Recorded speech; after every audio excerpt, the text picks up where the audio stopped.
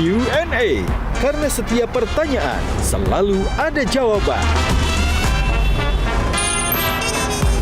Dipandu oleh Yohana Margareta.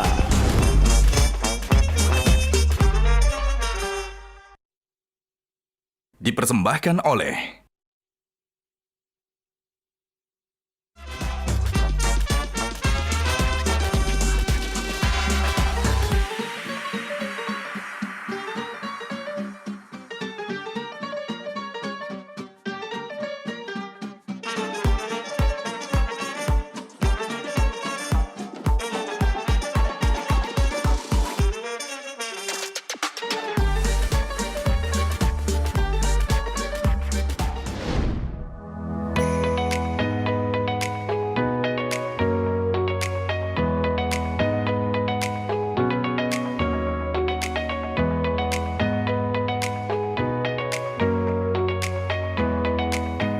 Nah, make up-nya udah kan ya? Saatnya tinggal ganti baju buat show kali ini. Pakai baju apa ya? Ada sih satu yang istimewa. Kita langsung aja ke wardrobe ya. Wow, bagus banget. Bagus ya? Wah, ini juga ada ya untuk cowoknya ya? Ini juga dari sarung gajah duduk untuk kemeja pria. Dan ini untuk busana wanita. Nggak nyangka ya, ternyata kain sarung gajah duduk ini bisa dibuat dengan berbagai macam varian untuk busana baik pria maupun wanita. Selain bahannya juga adem, variannya juga banyak sekali motifnya. Dan ini pun bisa cocok untuk segala situasi dan juga acara. Tak dapat dipungkiri, sarung gajah duduk memang legenda Nusantara. Dan jangan lupa yang ada tulisan Arabnya.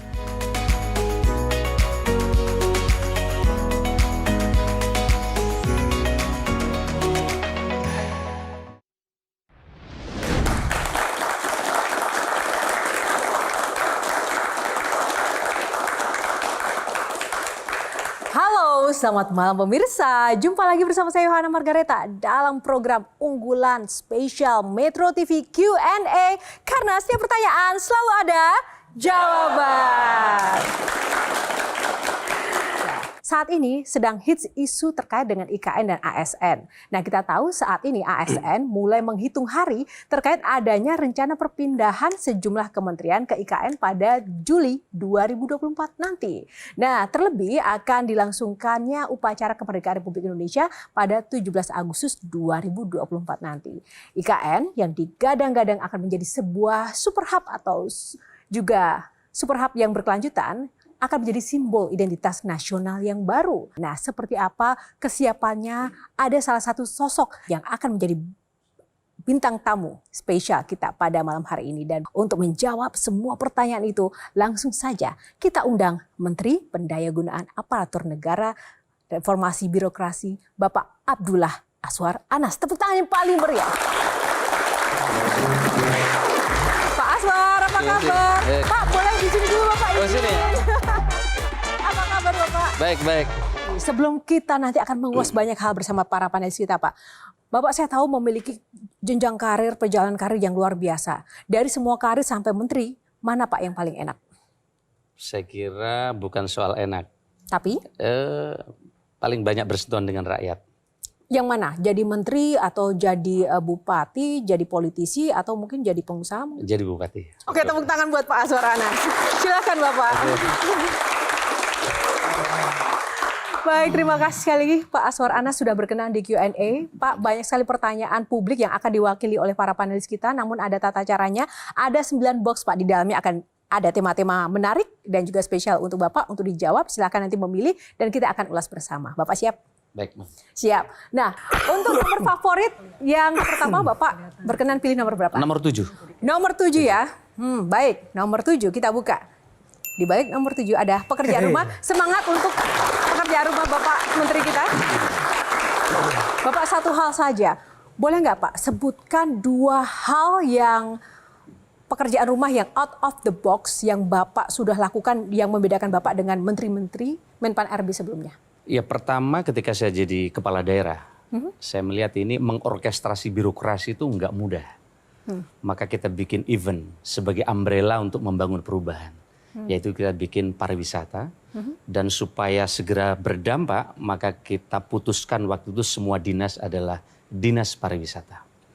Sehingga mengorkestrasi gerakan pariwisatanya segera terasa. Yang kedua, kami melihat ketika di kementerian ini, kami memangkas berbagai proses bisnis supaya tidak berbelit. Terutama yang terkait dengan kementerian. Dan ketika kami di LKPP, waktu itu perintah dari Bapak Presiden bagaimana mengambil langkah yang out of the box, kami pangkas proses bisnis dari 8 menjadi 2 proses bisnis. Dan hasilnya Pak? Hasilnya target Presiden dari 50.000 ke 100.000 produk. Karena digitalisasinya jalan, maka pertumbuhannya bukan deret ukur tapi eksponensial. Produknya yang naik tayang bukan 100.000 tapi 1,5 juta. Wow, Produk. tepuk tangan. Itu tadi out of the box, dan gimana Kang Maman? 3 tahun saya ikut jadi juri anugerah ASN. Saya tidak pernah melihat ada kalimat di depan yang terjadi, yang ada hari ini. Birokrasi berdampak, birokrasi berdampak. Sedemikian beratkah PR Pak Aswar sampai itu ditekankan betul? Atau selama ini memang birokrasi kita memang tidak berdampak ya Pak? Iya, jadi setelah kami mendapatkan mandat jadi Menpan RB, karena menteri itu tugasnya membantu Presiden. Iya. Maka kami dengar dengan baik pidato Bapak Presiden di berbagai kesempatan. Ternyata ada kerisauan dari Bapak Presiden yang sekarang terjadi adalah berbelitnya birokrasi dan terjebaknya di tumpukan kertas. Kadang birokrasi ini sibuk tapi nggak berdampak untuk rakyat. Dan inilah yang kita minta kepada seluruh kementerian lembaga untuk dibangkas. Yang kedua, supaya kita tidak terjebak di tumpukan kertas. Dan yang ketiga, harapan Bapak Presiden bagaimana birokrasi lincah. Inilah PR yang sekarang yang mesti kita selesaikan. Maka proses bisnisnya mesti kita pangkas. Kemenpan RB termasuk kementerian yang dimandat oleh Presiden untuk menilai akuntabilitas kinerja, untuk menilai reformasi birokrasi bekerja atau tidak, dan ujungnya memang kalau RB-nya naik, tunjangan kinerjanya naik. Sedikit saja tentang IKN. Seandainya skema perpindahan ASN ini terjadi, lalu berdampak negatif, terjadi layangan putus, banyak perceraian di lingkungan ASN karena istrinya atau pasangan tidak mau ikut. Bagaimana Bapak mengantisipasinya? Ya, ini urusan perceraian, urusan itu urusan kementerian pegawai. Oke. Antisipasinya saya terjadi atau mereka resign. Nggak, itu nanti ke sini psikolognya. Oh, berarti itu nanti boleh ada konsultasi antara Bapak dan Kak Novita Tandri ya. Oke, Makanya sudah disiapkan di sini ya. Verji. Bicara mengenai sistem dalam birokrasi itu sendiri. Bagaimana sekarang bicara mengenai SDM-nya? Karena sudah berada di dalam zona nyaman yang begitu lama, Pak. Dan kemudian Bapak masuk tadi di babak kedua, mengubah semua untuk menjadi out of the box itu sulit. Ya, kunci SDM ini penting. Kita boleh benci ke birokrasi. Tapi faktanya birokrasi ini menjadi engine dari pelayanan publik. Oleh karena itu Bapak Presiden memberikan mandat kepada kami agar sistem rekrutmen SDM kita perbaiki. Maka sistem rekrutmen kita sekarang sudah sistemnya CAT, Mbak Virgi. Bagaimana menjamin kalau tidak ada ordal, Pak? Nah, karena sistemnya sekarang mengerjakan soal di dalam, di luar orang langsung bisa melihat. Tapi kan sekarang sistem aja bisa diutak-atik ya, bisa direkayasa. Nah, kita sudah dengan BSSN, dengan sistem dan seterusnya. Artinya kita berikhtiar dengan sistem face recognition, sehingga sekarang inilah sudah waktunya semua orang punya kesempatan yang sama untuk mengabdi kepada negara. Itu kan yang sekarang, Pak. Yang baru akan masuk, yang ya kan? Itu bisa diubah mungkin. Iya. Mereka akan terbiasa dengan sistem Bapak. Kan banyak banget, Pak, yang lama. Nah, oleh karena ini pertanyaan menarik buat kita. Oleh karena itu Bapak Presiden meminta benchmarking kepada kami di berbagai negara bagaimana cara mereka mengurai ini. Dengan Perpres 80 itu, yaitu arsitektur SPBE, dan mengorkestrasi bagaimana SPBE ini bisa jalan, yaitu digitalisasi. Sayangnya program digitalisasi birokrasi selama ini masih dimanai dengan pembuatan aplikasi. Maka yang terjadi Mbak Virgi, aplikasi ini tidak menyelesaikan masalah. Karena begitu banyak pejabat baru, aplikasi baru. Bupati baru, kepala dinas baru, dirjen baru, direktorat baru. Sekarang Presiden telah memerintahkan tidak boleh lagi ada aplikasi baru. Yang kita minta adalah menginteroperabilitaskan aplikasi. Sehingga dengan sistem itu nanti memaksa birokrasi untuk lebih cepat, lebih murah, lebih mudah bagi rakyat. Sementara selama ini aplikasinya LK itu ada berapa sih Pak? Nah, Lembaga kementerian? jadi sekarang kementerian lembaganya lebih dari 27.000 aplikasi. 20 Sekarang ini. Dari 27.000 itu sudah terpangkas berapa Pak Nah. aplikasinya? Contoh di Kemenkes sekarang, dari 400 aplikasi di puskesmas dan berbagai aplikasi, sekarang proses menjadi satu data sehat. Sehingga nanti ini akan lebih mudah. Tapi problem kita sebenarnya bukan hanya ini Mbak Firja, adalah PR menyelesaikan 3 hal yang ini menjadi arsitektur digital internasional yang telah terjadi. Satu adalah digital ID yang ada di Dagri dan Kominfo. Yang kedua adalah terkait dengan data exchange. Yang ketiga adalah digital payment.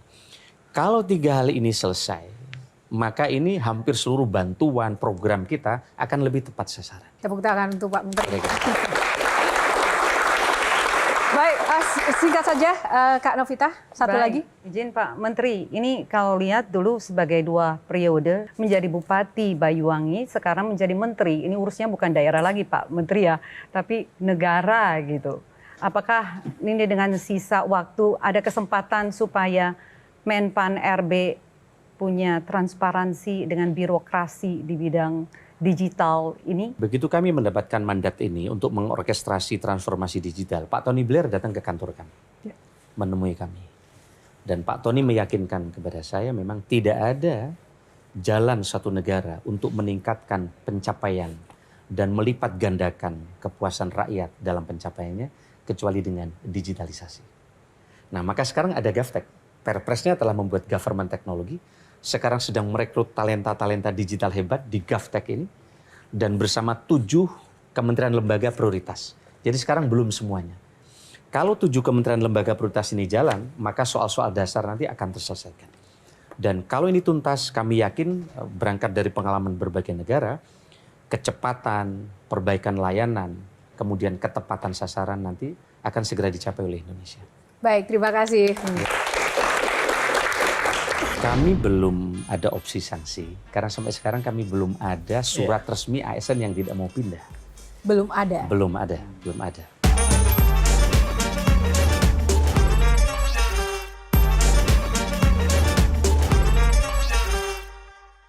Dipersembahkan oleh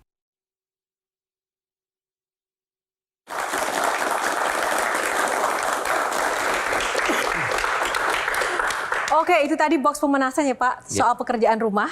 Masih banyak pertanyaan sebenarnya, namun kita bisa lanjutkan di box selanjutnya. Kita buka box nomor berapa Pak? Box kedua. Saya akan milih box nomor 6. Box nomor 6. Kita buka box nomor 6. Saya ini kenapa kok panas ya ngadepi para panelis ini. Nah, ini ASN boxnya. Silakan Pak, bagaimana apa yang meresahkan Bapak tentang ASN? Mumpung ada Pak Menteri nih. Iya, saya melihat dari berbagai diskusi kita dengan para ASN, ya kebetulan mahasiswa saya juga di Pasca Sarjana, itu mereka sangat ada rasa enggan gitu untuk berpindah ke sana. Artinya dia memikirkan bagaimana jaminan saya sampai di sana, istilahnya tercukupi segala kebutuhan lah, kira-kira kebutuhan itu Pak Menteri. Ini kan di bayangan orang IKN ini belum terbangun dengan baik. Nah, tetapi yang kita lihat kemarin, saya 3 bulan tidak ke sana, perkembangannya luar biasa. Jadi yang pertama, di IKN ini sekali lagi bukan hanya perpindahan PNS dari Jakarta ke IKN. Tetapi Presiden meyakinkan kepada kami, ini harus ada perubahan budaya kerja. Yang tadinya manual menjadi digital. Kantor tidak lagi seperti kemarin, tapi konsepnya share-sharing. Seperti di kantor-kantor yang modern. Maka sekarang bukan hanya menyiapkan kantornya, di IKN sedang disiapkan infrastruktur digitalnya. Dan kita juga nanti akan menyiapkan bagaimana bekerja tidak dari hanya satu ruangan, tapi dari berbagai tempat. Nah, Bapak Presiden kemarin sudah merapatkan bahwa nanti di sana akan segera ada sekolah-sekolah unggulan. Rumah sakit berkelas internasional. Bahkan jalan-jalannya nanti akan dibangun dengan jalan infrastruktur yang bagus dan lebar. Nah, memang ini membutuhkan tantangan baru, maka sekarang disiapkan juga selain perpindahan yang di skenario ASN dari PNS yang sudah ada ini, kita sedang menyiapkan 200.000 ASN di formasi yang baru, fresh graduate untuk ke IKN. Kapan sih Pak perpindahan masih para ASN Iya. ke IKN itu? Nah, yang pertama semula Juli. Semula Tetapi Juli. arahan dari sekretariat di Istana ini nanti insya Allah di bulan setelah Agustus. September. Karena apa? Karena Agustus akan ada upacara 17 Agustus. Sehingga apartemen yang sedianya digunakan ASN itu nanti akan digunakan terlebih dahulu untuk para peserta upacara yang akan upacara 17 Agustus. Dan jangan lupa seluruh alat transportasi yang ada di IKN itu hanya boleh yang berbasis listrik. Sehingga ditargetkan kawasan ini bukan hanya digital tapi juga ramah lingkungan. Nah ini menarik juga kalau Kak Novita kalau jadi ASN mau pindah nggak ke IKN? Ini kan sebenarnya masalah kesiapan psikis ya selain tadi masalah psikologis banget ya, pembekalan psikologisnya Pak Menteri izin untuk keluarga, istri atau yang istri suaminya bagaimana anak-anaknya nggak ada mall misalnya belum ada di sana, pembekalan psikologisnya itu satu. Yang kedua saya dengar dari Jakarta International School akan buka Nusantara International School. Buka ke sana, nanti anak-anak yang dari ASN bisa sekolah di sana nggak Pak? Ya, pertanyaan bagus sekali. Oleh karena itu, pemerintah meminta ini tidak hanya sekolah-sekolah unggulan swasta yang hebat yang masuk di sana. Nanti koceknya ASN nggak mampu masuk. Maka pemerintah memerintahkan Kementerian Agama dan Dikbud untuk segera membuat sekolah unggulan pemerintah yang ada di sana. Misalnya Kemenak punya MAN-IC. Nah, standar MAN-IC nanti masuk di sana. Sehingga dengan demikian ini adalah terjangkau untuk ASN. Termasuk pasar-pasar yang cepat itu akan segera disiapin. Termasuk tempat-tempat kuliner akan disiapkan oleh pemerintah. Yang ini sebenarnya bukan saya yang menjawab tapi Menteri PU. Nanti kami sampaikan ketika rapat kabinet membahas dengan IKN perlunya psikolog. Kalau perlu Ibu nanti bisa pindah ke sana. tepuk tangan. Ya, menarik. Ini lagi-lagi Q&A menelurkan sebuah sinergitas panelis dan bintang tamu ya. Silakan, Virgi. Ya. Pak Menteri, tadi Bapak katakan bagaimana perekrutan juga membuka pendaftaran untuk siapa saja yang bisa disaring untuk masuk ke sana. Ya Pak, berarti itu dari seluruh Indonesia ya Pak? Jadi gini, pemerintah sudah membuat simulasi. Tadinya ada kementerian tertentu yang pindah ke sana. Nah, ini bagian ini, yang ini belakangnya. Akhirnya disepakati, ini para sekjen dengan Kemenpan lebih rapat terus ini. Akhirnya tidak ada lagi menteri ini pindah ke sana duluan. Tapi seluruh kementerian lembaga nanti akan pindah, tinggal eselon mana dulu yang duluan. Oh, nah, ada skenario 11.000, ada skenario 14.000, ada skenario 6.000, dan ada skenario 3.500 ASN yang pindah dulu. Dan ini dari sumbernya dari kementerian lembaga yang akan pindah. Bagaimana dengan pemberdayaan masyarakat lokal, Pak? Nah, di sana bagaimana? Pak Menteri PU dengan kementerian terkait sesuai dengan tupoksinya sedang menyiapkan pasar-pasar mini, food court yang menampung mereka untuk menjadi bagian dari memakmurkan ekonomi kerakyatan tadi. Nah, ini sedang disiapkan, bahkan didesain dan mungkin sudah akan dibangun. Sehingga keterlibatan masyarakat di dalam pasar-pasar mini dan juga UMKM yang disiapkan nanti ini menjadi bagian keterlibatan masyarakat. Termasuk 200.000 ASN itu juga ada yang diutamakan dari penduduk setempat? Ini pertanyaan bagus. Ini yang baru akan dibahas di rapat kabinet. Oh, duluan saya. Duluan Kang Maman, tepuk tangan Kang Maman.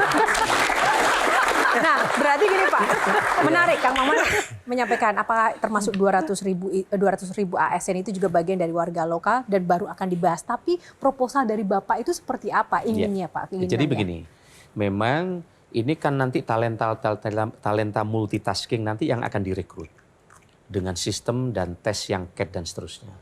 Kalau ini dibuka secara lebar, jangan-jangan nanti seluruh Indonesia masuk ke sana, tidak ada talenta lokal yang terrekrut. Betul.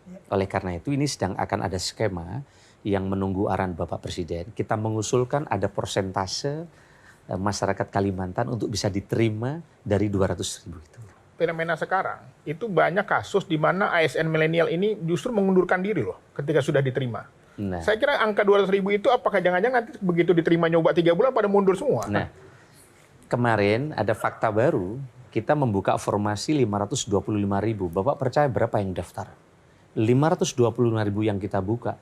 Yang submit, 2,9 juta. Artinya dengan sistem persaingan terbuka yang sekarang lebih kredibel untuk menjadi PNS, ternyata ini menarik talenta digital, talenta muda untuk daftar. Ini baru 525.000. Nah, yang kedua tadi, memang problem kita ini ternyata bukan hanya soal kekurangan ASN, dokter spesialis maupun guru-guru yang hebat. Ternyata soal distribusi ASN. Karena banyak formasi di luar Jawa diambil atau di daerah pedalaman, dapat setahun 2 tahun minta pindah ke kota. Maka Menteri Kesehatan menyampaikan dokter spesialis kekurangan sekali di luar Jawa, terutama di 3T. 59% dokter spesialis ada di Jawa. Kalau ini yang terjadi terus-menerus, maka kita tidak akan bisa memberikan harapan yang positif bagi penduduk di 3T. Apa yang kita kerjakan? Kami baru saja memberikan formasi atas saran Bapak Presiden. Akan ada dokter spesialis PNS dan diberikan insentif khusus di 3T. Sehingga dengan demikian targetnya supaya tidak segera pindah ke kota. Karena ada insentif khusus. Belum lagi terobosan baru, dokter spesialis tidak lagi berbasis kampus saja, tapi berbasis rumah sakit. Baik, selain itu terakhir nih Pak, apakah ada sanksi dan sanksinya apa jika ada ASN yang tidak mau dipindahkan ke IKN? Kami belum ada opsi sanksi, karena sampai sekarang kami belum ada surat resmi ASN yang tidak mau pindah. Belum ada? Belum ada. Justru saya menerima surat resmi yang kemarin saya teruskan ke Menkes, ada dokter yang tidak masuk skema perpindahan, dia pengen pindah ke IKN. Nah, Pak Trubus sebagai dosen ingin pindah ke IKN mungkin Pak? Ya, saya malah mau ikut mendukung supaya cepat pindah kan gitu. Jadi pindah ke sana Pak. Jadi ya. Pak Trubus ingin? Iya, saya mau pindah ke sana kalau Loh Pak, ini sudah daftar nih satu dosen. Jadi malam ini ada agenda psikolog untuk ASN dan juga ada volunteer dosen ke IKN ya Pak ya? Oke. Pak, ada batas umur Pak untuk yang pindah ke sana? Baru mau nanya batas umur tuh. Jadi gini, tugasnya Menpan ini mengeksersis eselon 1 mana saja, eselon 2 mana saja akan pindah. Ini tugas kami. Dan kami sudah sampaikan berbagai skenario yang akan pindah, sekali lagi menyesuaikan dengan kapasitas apartemen ASN yang tersedia. Tentu ini bertahap. Tapi yang paling penting adalah IKN ini didesain oleh anak-anak bangsa sendiri. Dan kita sekali lagi bukan hanya memindahkan ASN ke IKN, tapi kita akan memasuki cara dan budaya kerja baru. Ini sebagaimana yang sering disampaikan oleh Bapak Presiden kepada kita semua. Baik, tepuk tangan. Kami melarang mengendalikan pendirian mal-mal di kota kami. Karena mal dan pasar-pasar berjejaring ini sepertinya daerah kita maju, tapi sebenarnya tidak.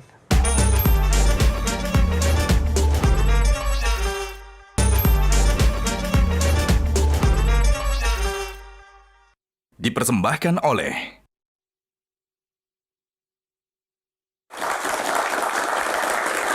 Kita akan masuk ke box ketiga. Bapak pilih nomor berapa Pak? Nomor 5. Baik, nomor 5. Kita buka box nomor 5.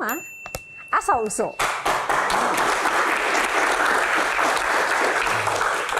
Kalau melihat sosok Bapak Menteri kita, satu hal yang ada di benak kita sebenarnya begini. Bapak pernah susah nggak Pak dalam hidup Pak? Iya. Dan seberapa susah? Saya kira bisa dibilang susah, bisa juga dibilang enggak. Saya kira setiap kita punya masa lalu ya.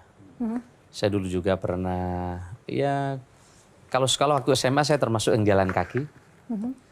Teman-teman punya fasilitas sepeda motor, mobil, saya termasuk jalan kaki. Maka waktu SMA saya termasuk yang nggak punya pacar. Oh kenapa Pak?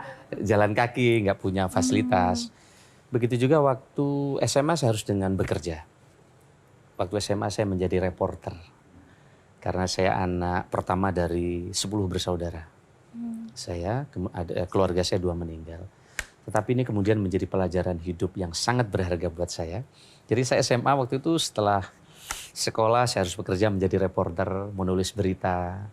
Kemudian dari situ ternyata saya manfaatnya banyak belajar. Dan senang saya dapat honor. Setiap bulan saya SMA kelas 2 saya sudah dapat. Zaman itu berapa Pak honornya Pak? Ya cukuplah untuk uang jajan. Cukup uang jajan. Saya bisa nraktir teman saya di SMA. Dan mulai dapat pacar? Belum. Walaupun sudah bekerja belum dapat pacar. Belum pacaran. Jadi Tapi memang dari kecil cita-citanya sebagai apa sih Pak? saya sebenarnya dulu pengen jadi dosen. Saya sebenarnya pengen jadi akademisi ya. Pengen jadi akademisi. Tapi setelah itu saya ke Jakarta. Nah di Jakarta saya kemudian blessing in disguise. Kemudian saya masuk di politik. Karena waktu itu saya kebetulan 95 pernah kepilih mahasiswa teladan di UI waktu itu. Kang Maman, silakan. Apakah karena masa lalu yang seperti itu, jalan kaki dan lain sebagainya, lalu ketika jadi bupati lahirlah program Rantang Kasih itu? Jadi memang waktu saya sekolah itu, saya kadang uang saku saya pas-pasan. Saya ditraktir oleh teman saya yang kaya dengan uang yang lebih dari orang tua. Di situ saya merasa bahwa ada banyak orang yang mampu uang sakunya lebih, tapi ada juga anak yang sangat tidak mampu. Nah, kalau soal ketidakmampuan anak sekolah, kemudian anak drop out ini semua dikembalikan ke negara, ini tentu terlalu jauh. Maka ketika saya menjadi bupati, kita punya program namanya Siswa Asuh Sebaya dan program Rantang Kasih. Apa itu siswa asuh sebaya? Anak yang kaya menyisihkan uang buat anak yang tidak mampu. Nah, dengan siswa asuh sebaya waktu terkumpul zaman saya 14 miliar. Yang itu ada di sekolah masing-masing. Jadi anak yang tidak bisa sekolah bisa langsung diputuskan di situ. Misalnya anak yang perlu tas dan seterusnya. Begitu juga program Rantang Kasih. Karena ada ribuan orang, di Banyuwangi aja ada 3.000 orang yang tidak punya anak, tidak punya istri, tidak punya keluarga. Dia tinggal sebatang kara. Yang ini kadang numpang karang di rumahnya orang. Nah, inilah yang kadang ini perlu bantuan makanan. Maka kita buat namanya program Rantang Kasih. Di mana mereka kita bantu, kita libatkan dokter untuk kita bantu makanan pagi dan sore hari. Untuk mengantar ke 3.000 orang, saya tidak punya motor waktu itu. Berarti kan perlu pengadaan motor. Nah, Dan itu semuanya dari pengalaman histori Bapak tadi ya? Iya, salah satunya itu. Artinya kita tidak mungkin seluruh masalah dikembalikan ke negara. Padahal kita ini punya kesempatan untuk bisa membantu mereka dengan skup yang terkecil tadi. Oke, Bang Ibal. Pak Menteri, banyak sekali ide-ide yang brilian ketika Anda menjabat jadi bupati sampai menteri. Terutama buat calon wali kota. Ya, terutama bagi saya yang calon wali kota ini. Siapa sih mentornya? Siapa sih inspirasinya? Ya, jadi begini, saya kira yang paling mudah itu benchmarking. Benchmarking. Saya begitu menjabat sebelum dilantik, saya lihat ada banyak kabupaten kota yang luar biasa. Saya datang ke tempat itu, saya ajak staf sebelum dilantik untuk melihat proses bisnisnya. Kan yang paling mudah itu ATM katanya. Amati, tiru, dan modifikasi. Yang kedua, periode itu saya sangat beruntung karena ada beasiswa dibantu oleh Kemendagri. Ada angkatan setiap 50 bupati ada pelatihan. Ada 4-5 angkatan. Dari itu dipilih 4 untuk ada sekolah singkat government di Harvard. Ya. Nah, saya beruntung waktu itu berangkat ke Harvard. Di situ saya bertemu dengan bagaimana bekas wali kota New York untuk mengeksekusi masalah perkotaan. Saya bertemu dengan penasihatnya Clinton yang telah menangani kemiskinan di 36 negara. Bagaimana Meksiko mengatasi kemiskinan? Oh, ternyata bukan bantuan, tapi diatasi dengan gizi dulu. Karena kalau gizinya bagus, ini akan memutus kemiskinan. Dan seterusnya, dan seterusnya. Nah, itu tadi kan Bapak mengatakan sebenarnya yang mudah adalah replikasi program dan sukses story ya dari sebenarnya daerah lain gitu yang bisa dicontoh. Kita bicara saja sekitar ibu kota, Jawa Barat begitu Pak ya. Kenapa masih banyak hal-hal yang tidak dilakukan oleh pemerintah daerahnya untuk bisa berdampak terhadap pelayanan kepada masyarakatnya dengan mencontoh daerah-daerah sukses seperti Bapak misalnya? Jadi gini, saya tidak mengomentari daerah lain. Nah, tetapi kalau saya diberi kesempatan, selalu saya cari skala prioritas. Karena anggaran kita ini kan selalu terbatas. Saya sering cerita kepada Bupati Wali Kota, anggaran kita itu kalau dipotret, ibu-ibu pakai baju seperti sarung kekecilan. Kalau ditarik ke bawah yang atas kelihatan, ditarik ke atas yang bawah kelihatan. Maka perlu skala prioritas. Nah, kebetulan saya ketika jabat bupati, saya lihat ada 5 masalah yang jadi prioritas kami. Pertama, kemiskinan. Pendidikan, kesehatan. Nah, kemiskinan kami waktu itu sangat tinggi, di atas 2 digit. Kemudian income per kapita Banyuwangi rendah, 14 juta, jauh dibanding kabupaten yang lain. Nah, kemudian oh, ini ternyata harus out of the box. Opportunity kita masih banyak. Setelah saya lihat ke kampung-kampung, ke desa, ternyata Mbok Yem Yunah Yutun, orang miskin, bukan hanya perlu kredit. Ternyata mereka perlu proteksi pasar. Apa yang kami kerjakan?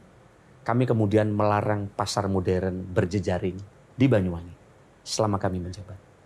kami melarang mengendalikan pendirian mal-mal di kota kami. Karena mal dan pasar-pasar berjejaring ini sepertinya daerah kita maju, tapi sebenarnya tidak. Kemudian kami melarang hotel bintang 3 ke bawah karena kami mengembangkan pariwisata supaya homestay-homestay yang ada di rakyat berkembang Hidup, ya. cukup. Nah, kemudian kami cek dari 20 kabupaten kota, 5 kecamatan termiskin. Kami potret datanya. Nanti kalau Bapak jadi wali kota. Siap. Nah, karena sehebat apapun bantuan dananya, kalau tidak tepat sasaran, susah mengurangi kemiskinan. Maka data menjadi penting. Saya kerjasama dengan BPS.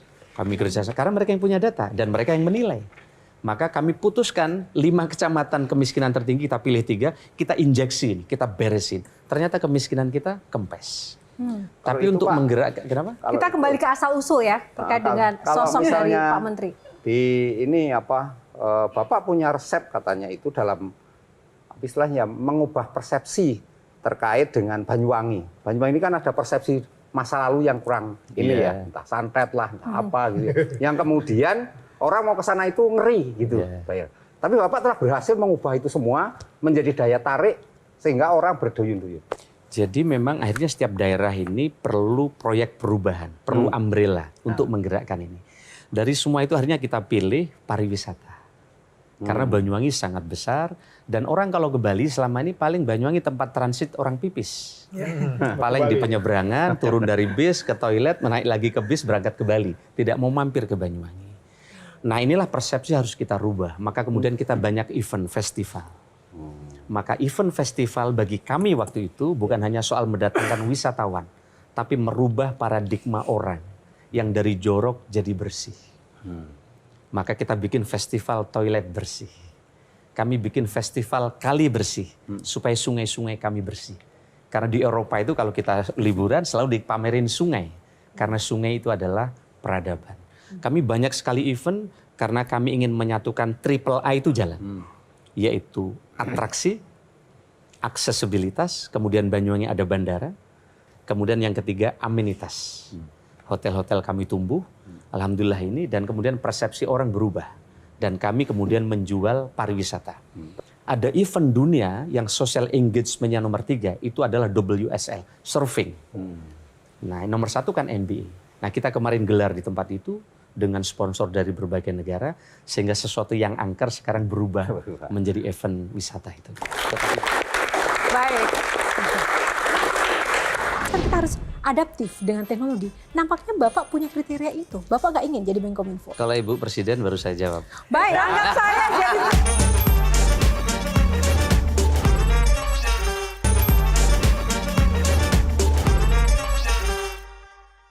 Dipersembahkan oleh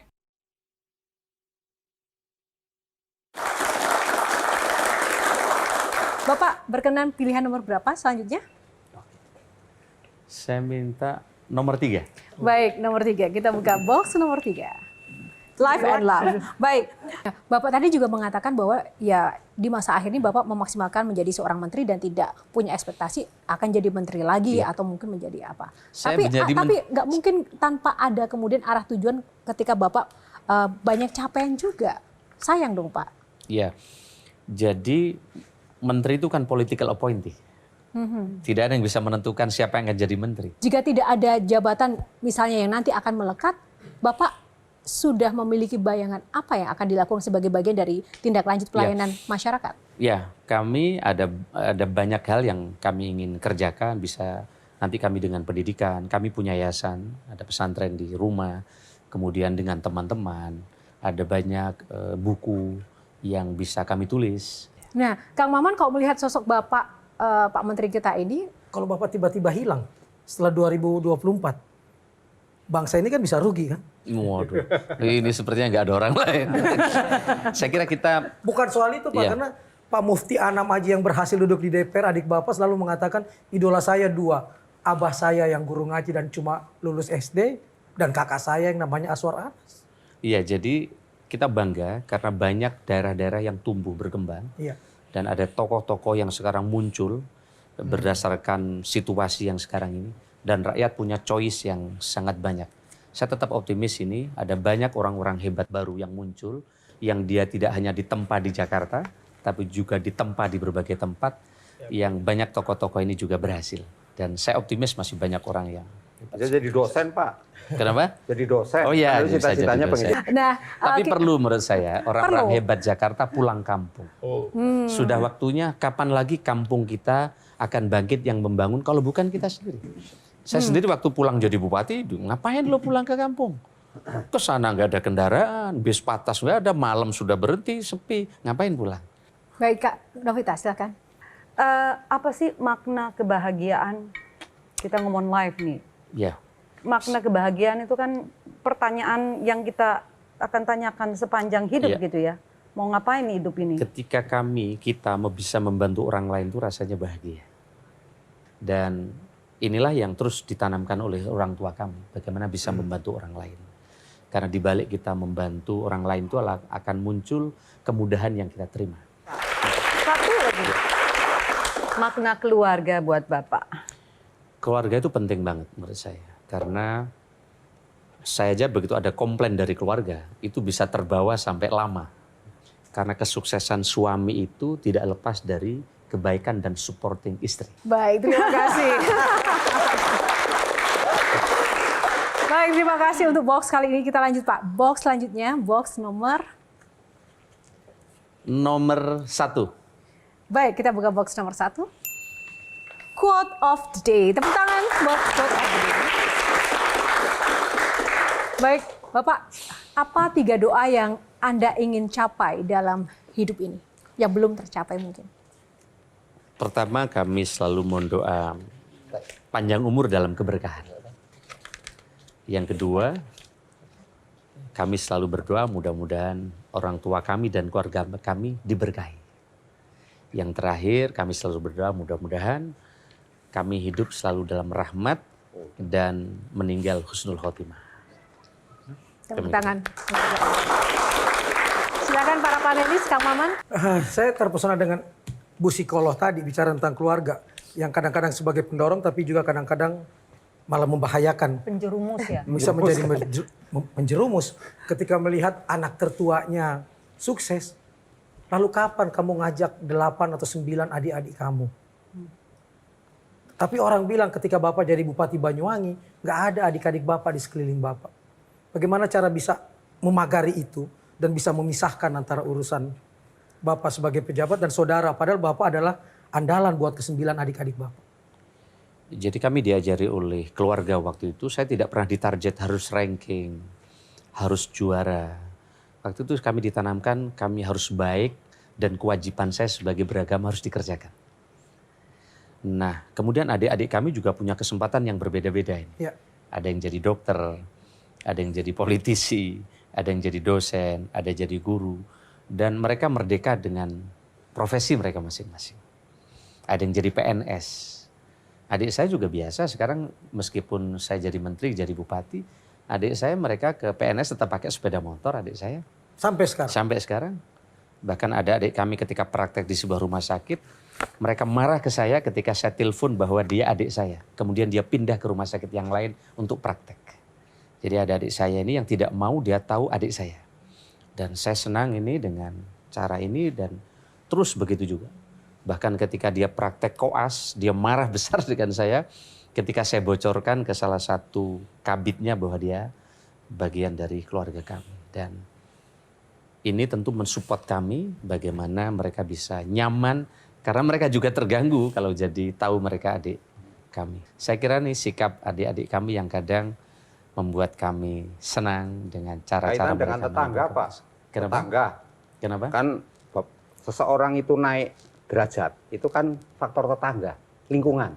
Nah, ketika kita kan ada namanya lebaran, mudik ya. Kalau saya mudik, termasuk saya orang Purworejo, jadi mudik ke kampung halaman saya. Ketika sekarang sudah menjadi menteri ya. Nah, sekarang sudah jadi menteri, begitu Pak. Nah, kami biasanya gini, sejak kami punya jabatan ini, H-1 kami mengumpulkan keluarga kami semua. Kami kumpul khusus dengan mereka. Sehingga kami ada waktu khusus dengan semua keluarga besar ini. Nah, hari kedua, ketiga, kami wajib biasanya lebaran di rumah. Bertemu dengan para tetangga. Ini bertahun-tahun. Sehingga dari situ kami, silaturahmi kami tetap jalan, kami bisa bertemu dengan mereka. dan hubungan kami dengan para tetangga tetap terjaga. Karena kami punya keyakinan boleh kami sibuk dimanapun, tapi ujungnya kami meninggal di kampung halaman. Saya bilang sama adik saya, ini kita sudah beli tanah, inilah tempat kita akan kembali. Kadang kita sibuk menyiapkan rumah di berbagai tempat, tapi kadang kita sibuk menyiapkan kuburan di tempat kita akan kembali. Sehingga saya kemudian menjadi sesuatu yang wajib, saya di setiap lebaran harus bertemu dengan para tetangga saya, keluarga saya, bisa jadi mereka lah yang akan pertama kali mengantar kami di liang lahat, yang mungkin nanti ini akan terjadi setiap saat yang kita tidak bisa prediksi. Kira-kira. Baik, Bang Iqbal, terakhir quote of the day. Silakan. Berkarir dari awal sampai jadi menteri, apa sesuatu yang belum tercapai? Nah, pribadi mungkin dalam kehidupan? Dalam kehidupan, ya tentu tidak bisa diungkapkan di sini, saya kira. Khusus Nadewa ya? Iya. Bikin pesantren Pak lebih banyak. Kenapa? Bikin pesantren yang lebih banyak. Iya, kami tentu hari-hari kami ini ada lembaga pendidikan, di sana ada 1.100 santri yang bermalam di tempat pesantren yang orang tua kami telah bimbing. Kami sekarang sedang menyiapkan kelas pesantren internasional dengan sistem Cambridge, karena untuk membangun anak tidak bisa hanya dengan anak, tapi dengan orang tuanya. Dan kelas pesantrennya sekarang mendapatkan CSR, sudah dipersiapkan, mudah-mudahan ini menjadi bagian dari pengabdian kami. Nggak tertarik bikin sekolah buat orang tua, Pak. Karena orang tua legacy dari yang atas-atas, mendidik anak-anak zaman sekarang kan beda sekali ya. Dengan digital native seperti ini. Parenting ya, sekolah parenting. Betul. Baik, artinya nanti lagi-lagi bisa terlibat ya untuk menggagas ide itu. Tepuk tangan. Baik, Virgi silakan. Iya, jadi Pak Menteri ini bukan hanya melakukan berhasil dalam birokrasi yang berdampak tadi ya Pak ya, tapi terima kasih sudah membuat hidup yang berdampak dan menjadi inspirasi untuk keluarga, untuk banyak orang di sekitar Bapak, dan tentunya untuk kita semua, untuk anak-anak muda. Terima kasih Pak, sudah berbuat banyak untuk Indonesia. Mohon dilanjutkan Pak. Terima kasih. Jangan berhenti. Nah tadi ngomong-ngomong dari Virgi ada kata-kata mohon dilanjutkan. Nah dari tadi juga saya coba mendeteksi ya banyak kata-kata digitalisasi, informasi, reformasi. Bapak nggak tertarik jadi Menkominfo Pak? Kayaknya ahli di bidang itu karena Bapak sangat adaptif dan tahu hal-hal kekinian gitu loh Pak. Salah satu menjadi untuk kita bisa maju menuju Indonesia emas kan kita harus adaptif dengan teknologi. Nampaknya Bapak punya kriteria itu. Bapak nggak ingin jadi Menkominfo. Kalau Ibu Presiden baru saya jawab. Baik, anggap saya jadi presiden. Oke, baik. Bapak terima kasih sekali lagi untuk semua hal inspirasi yang boleh dibagikan. Tapi satu hal yang mungkin penutup Pak untuk adik-adik quotes of the day atau mungkin pesan-pesan buat kita semuanya dan rekan-rekan yang mungkin pemirsa yang menyaksikan kita pada malam hari ini. Ya, saya kira setiap kita ini punya kesempatan ya. Setiap kesempatan ini harapan saya tidak disia-siakan. Dan tidak ada kebaikan yang tidak akan melahirkan kebaikan. Ada banyak cerita orang-orang yang biasa, mereka menjadi luar biasa karena dia baik kepada orang lain. Oleh karena itu, setiap kebaikan akan melahirkan kebaikan, dan setiap kesempatan jangan disia-siakan untuk dioptimalkan. Karena kesempatan belum tentu lahir 2 kali. Baik. Sekali lagi terima kasih untuk bintang tamu kita yang luar biasa, Bapak Menteri, Pak Aswar Anas, dan juga rekan-rekan panelis yang juga luar biasa. Tepuk tangan. Bagaimana adik-adik terinspirasi pada malam hari ini? Dan satu hal yang pasti tadi salah satu kalimat yang sangat-sangat luar biasa, kebaikan akan melahirkan kebaikan, dan tentu saja yang tidak boleh ditinggalkan adalah kita terus menjadi pribadi-pribadi yang terus bermanfaat, baik kita sebagai seorang pribadi yang menjabat dalam posisi-posisi tertentu, sebagai panelis, sebagai apapun latar belakang kita, tapi kita harus berbuat banyak dan bermanfaat bagi sesama kita. Itu ada hal yang benar-benar menjadi pegangan kita yang kita dapatkan pada malam hari ini dari sosok seorang Bapak Menteri kita, Bapak Aswar Anas. Tepuk tangan sekali lagi untuk Pak Aswar. Dan tak lupa pemirsa, terima kasih juga untuk Sarung Gajah Duduk yang sudah menyiapkan Baju saya pada malam hari ini sarung gajah duduk legenda Nusantara yang ada tulisan Arabnya. Dan terima kasih juga untuk seluruh pemirsa yang menyaksikan Q&A. Dan tetap tunggu episode menarik Q&A lainnya dalam episode selanjutnya. Saya Yohana Margarita undur diri. Terima kasih atas kebersamaan Anda. Karena setiap pertanyaan selalu ada jawaban. Sampai jumpa lagi.